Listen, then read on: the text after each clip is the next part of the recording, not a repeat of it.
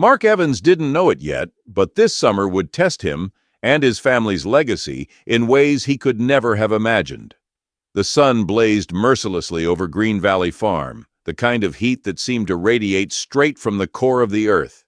Sweat dripped from Mark's brow as he leaned against the weathered fence, surveying the endless rows of corn swaying gently in the breeze. The sight filled him with pride. This wasn't just a farm. It was a living, breathing testament to the resilience of the Evans family. For 3 generations, Green Valley had been their lifeblood, surviving droughts, floods, and even a brush with bankruptcy. To Mark, every stalk of corn was more than just a crop. It was a piece of his family's soul. But the peace of that summer afternoon wouldn't last. Trouble had been brewing in the shadow of the newly built Meadow Valley community, and its name was Karen Jennings. Karen, with her designer outfits and perfectly styled hair, was the kind of person who thrived on order and control. After moving into the area, she quickly positioned herself as the head of the Meadow Valley Property Association, or HOA, as most people grudgingly called it.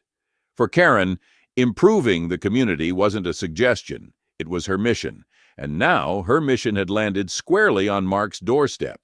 It all started innocently enough, or so Mark thought. He had been sitting on his porch after a long day's work when he spotted a courier heading up the dirt driveway. The man handed him a crisp envelope bearing the HOA logo. Curious, Mark opened it and scanned the contents, a bemused grin spreading across his face. "Dear Mr. Evans, it has come to the attention of the Meadow Valley HOA that the height of your cornfields exceeds the acceptable limits set forth for the community. Tall crops may obstruct views, cast excessive shadows, and disrupt the aesthetic balance of Meadow Valley. We kindly request you take immediate action to bring your farm into compliance." Mark read the letter again, shaking his head in disbelief. Corn too tall? Obstructing views? This wasn't a high-rise in the middle of a picturesque suburb, it was a farm. He laughed aloud, crumpled the letter, and tossed it onto the porch table. "Ridiculous," he muttered, imagining what his late grandfather would have said about an HOA dictating how tall corn could grow. But if Mark thought that was the end of it, he was sorely mistaken. A week later, Karen herself arrived at Green Valley Farm, flanked by a small entourage of HOA board members. Mark was tending to his fields when he saw them pulling up in a line of pristine SUVs that looked hilariously out of place against the dusty farm roads. Karen stepped out first, dressed in a tailored blouse and heels that had clearly never touched soil. Her ever-present clipboard was tucked under one arm, and a group of clipboard-wielding minions trailed behind her like obedient ducklings. "Mark!" she called out, her voice dripping with an artificial sweetness that set Mark's teeth on edge. He set down his tools, brushing dirt off his hands as he walked over to meet her. "Karen, what brings you out here?"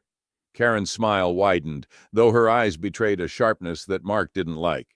"We need to discuss your non-compliance with HOA guidelines." Mark blinked. "Non-compliance? This is a farm, Karen, not a housing development." Karen arched an eyebrow, clearly unimpressed. "Your crops, Mark, they're simply too tall. They're obstructing the views and throwing off the balance of our community's aesthetic." For a moment, Mark wasn't sure if he'd heard her right. "Karen," he said slowly, "this is a farm. Corn grows tall. That's kind of the whole point." Karen let out a light laugh that sounded more like a rehearsed stage act. "I understand that," she said, in a tone that suggested she absolutely did not. "But we have rules, and rules exist for a reason. If everyone did as they pleased, the community would descend into chaos." Mark resisted the urge to roll his eyes. "Green Valley Farm isn't part of your HOA. Your rules don't apply here." Karen's smile faltered for just a moment, replaced by something colder and more calculated. "Not yet," she said, her tone laced with an undercurrent of warning. Mark's stomach tightened. He didn't like where this was going. "Karen, I don't have time for this. I've got work to do." Karen's eyes narrowed, though her smile remained plastered in place. "I'm only trying to help, Mark. You'll see that in time." With that, she turned on her heel and strode back to her car, her entourage scurrying to keep up. Mark watched as the SUVs disappeared down the road, leaving a trail of dust in their wake. The subtle threat in her tone sent a chill down Mark's spine. As Karen and her entourage strutted away, Mark realized this wasn't just about crops. It was about control, and Karen wasn't going to stop until she got it. Karen wasn't just out to enforce HOA rules. She was out to win. The trouble started small, like a flicker of a distant storm on the horizon. But as the days passed, Karen Jennings' campaign against Green Valley Farm grew into a full-blown tempest, threatening to uproot everything Mark Evans had worked for. It began with the fines. At first, Mark thought they were some kind of bureaucratic mix-up, a mistake that would sort itself out. But no, Karen was as relentless as she was ridiculous. Every other day, a fresh notice appeared on his mailbox, each one more absurd than the last. Violation: crop height exceeding 8 feet, $500. Fine violation: failure to maintain aesthetic uniformity, $1,000.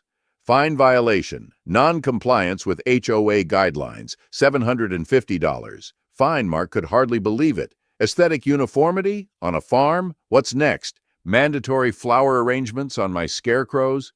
The absurdity would have been hilarious if it wasn't infuriating. At one point, Mark even considered pinning the notices to his barn wall, creating a kind of Karen's greatest hits display for his own amusement. But the humor faded fast when he realized how serious Karen was about enforcing her ridiculous rules, and then she took it up a notch. It was a crisp, quiet morning when Mark first heard the faint hum. At first, he thought it was a mosquito, or maybe one of those buzzing June bugs that occasionally plagued the area. But as the sound grew louder and more insistent, he stepped outside and scanned the skies. Hovering above his cornfields was a sleek black drone, its camera lens glinting in the sunlight as it zipped back and forth like an insect on a mission. Mark felt his blood pressure spike. Following the drone's path, he spotted Karen's SUV parked along the road, its tinted windows gleaming smugly under the sun. And there she was, standing by the driver's side with her signature clipboard in hand and a tablet propped up on her arm. She looked completely at ease, like a general surveying her troops from a safe distance. Fuming, Mark stomped across the field, his boots kicking up small clouds of dust. By the time he reached her, he was ready to explode. "Karen!" he called out, his voice carrying across the open air. "What the hell are you doing?" Karen turned her head slightly, her perfectly styled hair catching the breeze. She didn't flinch or look the least bit guilty. "Conducting a survey," she said, her eyes still glued to the tablet. "A survey for what?" Mark demanded, his hands clenched into fists. "To document the extent of your non-compliance," Karen replied, her tone maddeningly matter-of-fact. She tilted the tablet slightly, as if to show him the footage. "This is for your own good, Mark. Once you address these issues, the community will be so much better for it." Mark let out a harsh laugh, disbelief mixing with his frustration. "This isn't a community problem, Karen. This is my farm, and you have no right to interfere." Karen finally looked up, her expression a practiced blend of condescension and amusement. "The HOA exists to protect everyone's interests," she said smoothly. "If you can't see that, maybe you don't belong here." The words hit Mark like a slap. He opened his mouth to respond, but the smug satisfaction in Karen's eyes stopped him cold. She knew exactly what she was doing, and she knew how much power she held. The words stung more than Mark wanted to admit. Karen's crusade wasn't just about crops anymore. It was about pushing him out. Sometimes the only thing standing between you and a relentless bully is the right ally, someone who's ready to fight fire with fire. When Joyce Carter rolled into Green Valley Farm in her dusty Subaru, she wasn't there to play nice. Known for her fiery speeches at town hall meetings and her uncanny ability to dismantle corporate greed with a single court filing, Joyce had a reputation for being a force of nature. If you had a problem that no one else could solve, she was the person you wanted on your side. Mark first noticed her when her car pulled into his driveway, kicking up a cloud of dust as it came to a halt. Stepping out, Joyce adjusted her leather satchel, the kind that looked like it had seen its fair share of battles in courtrooms and city halls. Her auburn hair was tied back in a no-nonsense bun, but her eyes sparkled with the kind of determination that could topple mountains, or in this case, an HOA tyrant. Mark leaned against the doorframe, watching her approach. "Can I help you?" he asked, his tone wary but curious. Joyce flashed a confident grin as she reached into her satchel and pulled out a thick folder. "I hear you've got a Karen problem," she said, holding the folder up like a trophy. Mark raised an eyebrow, caught off guard by her directness. "You could say that," he replied, motioning for her to come in. As they settled at the kitchen table, Joyce wasted no time diving into the details. "You're Mark Evans, third-generation owner of Green Valley Farm. Karen Jennings is trying to bully you into submission over your crops being too tall, whatever that nonsense means." "That about sums it up," Mark said, his frustration evident. "She's been hitting me with fines and notices, even sent a drone over the fields. It's like she's making it her personal mission to drive me out." Joyce leaned back in her chair, tapping her pen against her chin. "She's not just targeting you out of spite. Karen's a classic opportunist. She sees an opening and she takes it. This isn't about crops. It's about control."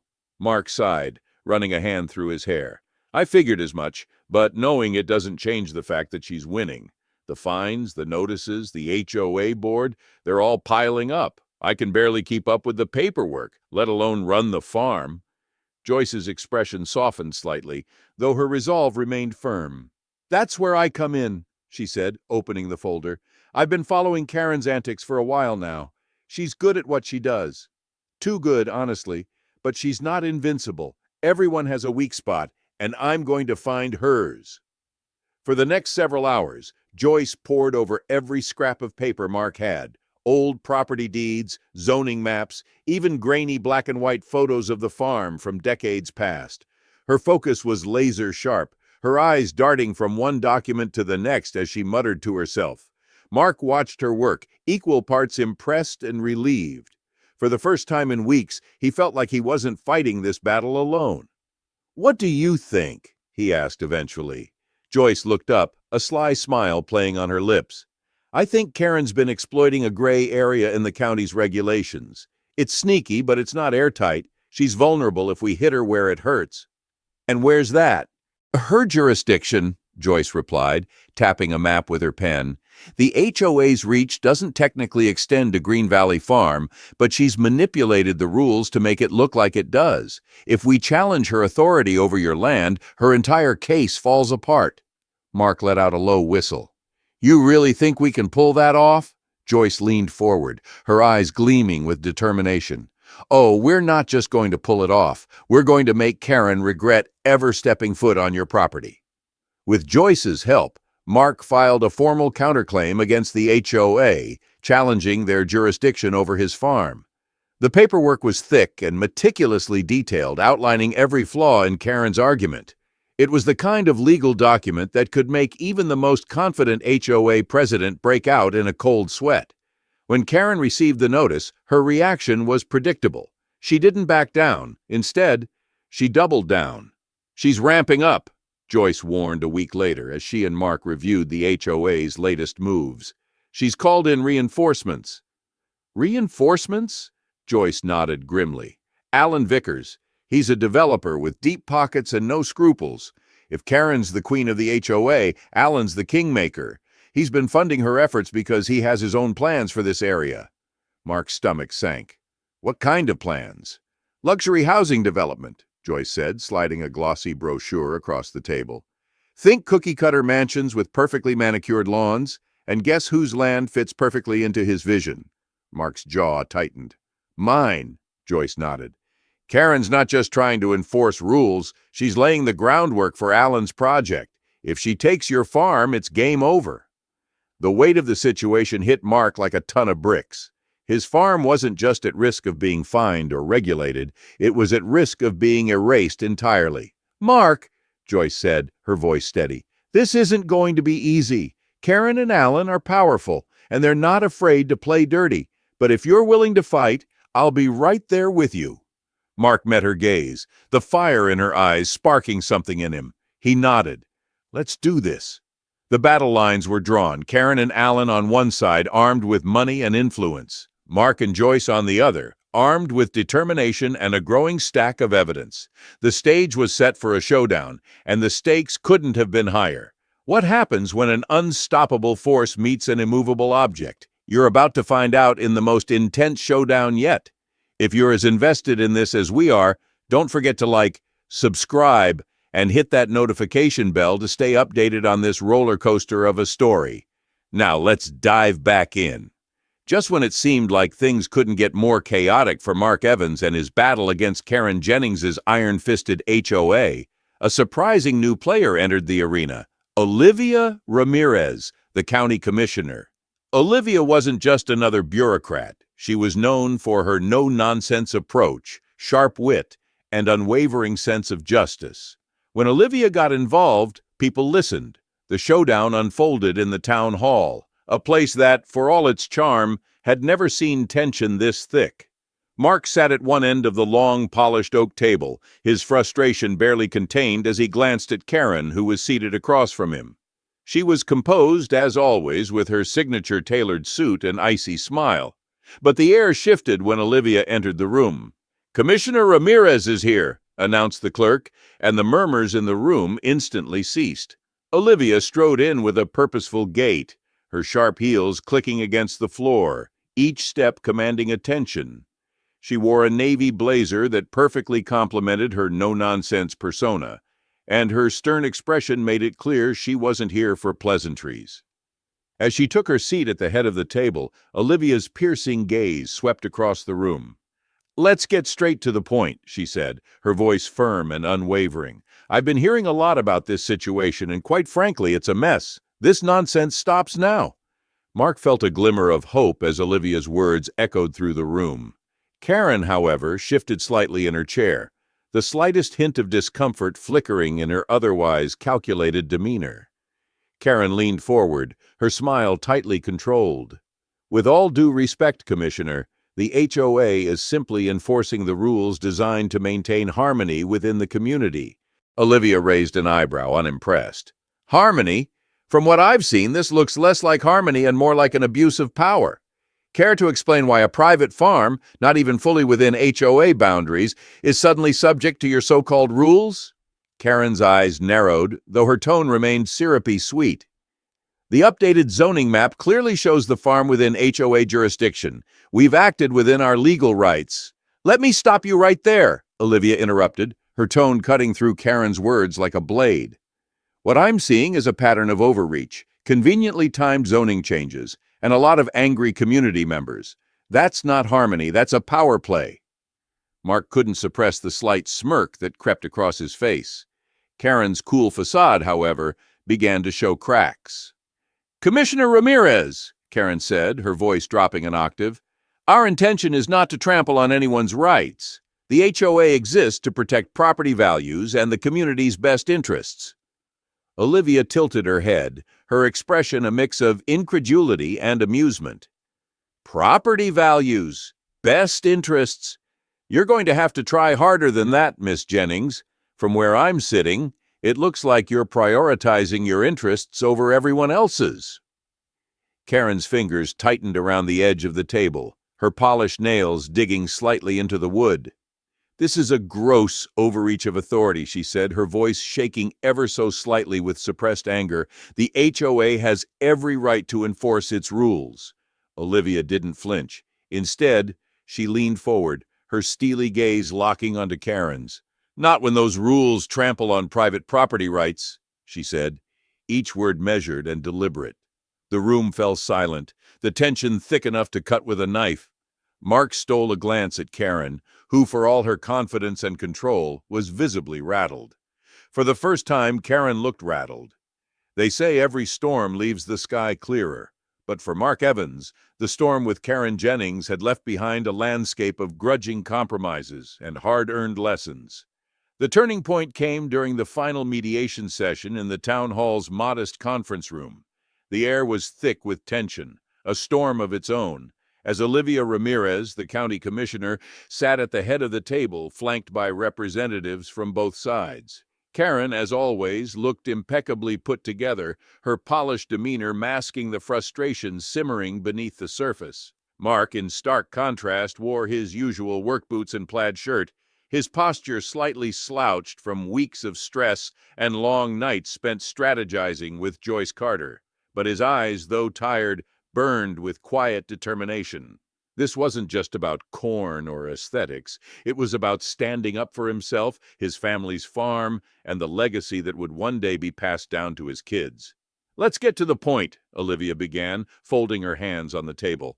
"This back and forth can't continue indefinitely.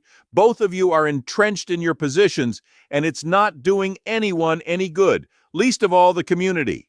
Karen's lips tightened into a thin line, but she didn't interrupt. Mark glanced at her briefly, then back at Olivia, who continued with a tone that brooked no nonsense. "I'm proposing a solution," Olivia said. "It's not perfect, and neither of you will get everything you want, but it's a way forward." Mark leaned forward, his palms flat on the table. "I'm listening," he said cautiously. Olivia nodded, her gaze shifting between Mark and Karen. "First, the HOA will drop its height restrictions on Green Valley Farm. There's no legal or practical basis for enforcing them on agricultural land." Mark exhaled a breath he hadn't realized he was holding. Finally, a point in his favor, but Olivia wasn't finished. "Second," she continued, "Mark, you'll plant a natural barrier of trees along the property line adjacent to the HOA's residential area. This will address the community's aesthetic concerns without compromising your farm's operations." Mark frowned, his mind racing through the logistics. It wasn't an unreasonable request, but it still felt like giving ground. He glanced at Karen, whose smug expression seemed to suggest she'd won a victory. "And finally," Olivia added, her voice firm, "both of you will drop all pending legal claims. This ends here and now." A heavy silence settled over the room. Mark broke it first. "I'm not thrilled about planting trees," he admitted, his tone measured. "But if it keeps my farm out of the HOA's reach, I can live with it." Karen raised an eyebrow, her voice smooth but tinged with annoyance. "I suppose it's a compromise I can accept. For the good of the community, of course." Mark bit back a retort, knowing any response would only escalate the situation. Instead, he turned to Olivia. "And the fines, the drones, the ridiculous notices?" "They'll be voided," Olivia assured him. "As part of this agreement, the HOA will cease all enforcement actions related to your farm." Karen's jaw tightened, but she nodded. "Fine," she said, though the words sounded more like a reluctant exhale. As they signed the agreement, Mark felt a mix of emotions swirling inside him. Relief, certainly. The immediate threat to his farm was gone, and the constant barrage of Karen's antics would finally end. But there was also a sense of frustration. He hadn't emerged completely unscathed, and the trees felt like a constant reminder of Karen's overreach. After the meeting, Mark lingered outside the town hall, staring at the document in his hands. Karen approached, her heels clicking against the pavement. "Well, Mark," she said, her tone neutral for once, "I suppose we both got what we wanted, to an extent." Mark looked at her, his face unreadable. "I got to keep my farm. That's all I ever wanted." Karen tilted her head slightly, a ghost of a smirk playing at her lips. "Enjoy your trees, Mark. They might even make the place look better." Mark watched her walk away, the tension in his chest slowly giving way to a grudging sense of closure. In the end, there was no clear winner, but Mark had held his ground, which was enough victory.